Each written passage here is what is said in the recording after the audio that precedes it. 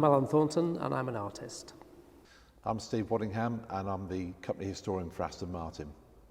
I think, DB5 is probably one of the most recognised cars in the world. And as an Aston Martin, it's definitely a car that people instantly think of when they think of the mark. With DB5, it's actually a very simple shape. Yeah. Although when you look at it, it comes back at your eye as being a beautiful car and lots of things to look at. But if you actually break it down, Yep. it is a very simple shape and not a lot of ornaments on it, really. I think that the thing that struck me the most was the silhouette. I just did not have any understanding of the proportions of it until I actually did the research.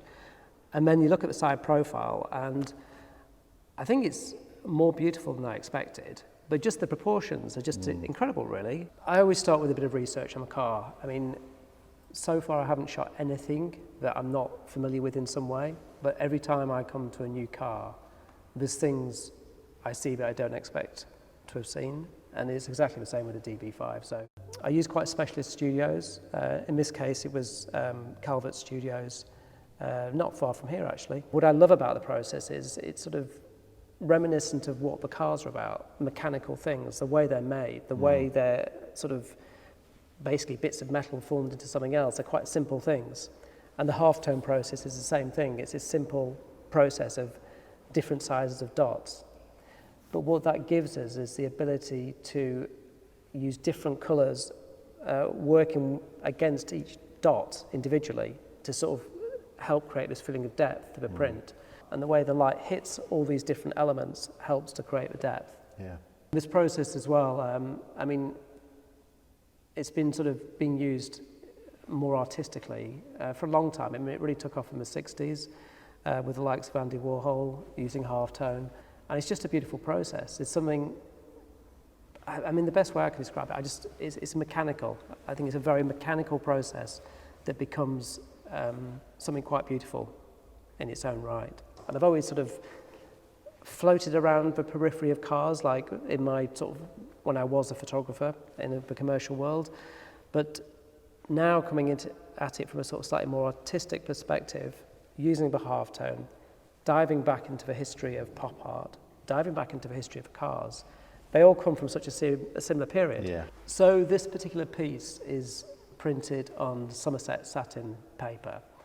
I'm a little bit of an obsessive when it comes to materials and the provenance of things, which I think comes back to my obsession with cars and brands like Aston Martin. It's that provenance and the attention to detail and where things come from.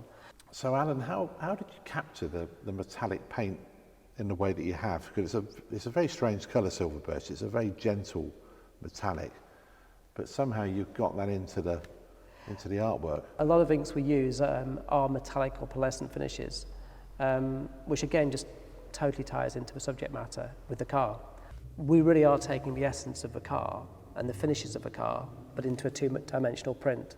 And then with the other sort of techniques involved in terms of a half-toning process, I think it's as close as you can get to taking a real three-dimensional car in the real world into something that is a print.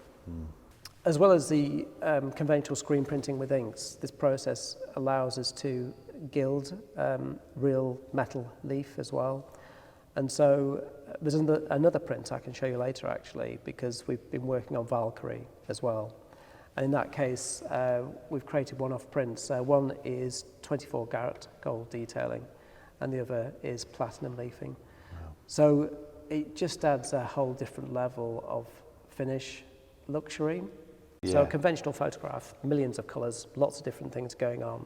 But the silver birch is pure, the black is pure, the silver is pure. And then it's only these colours that are the only true colour in the whole image.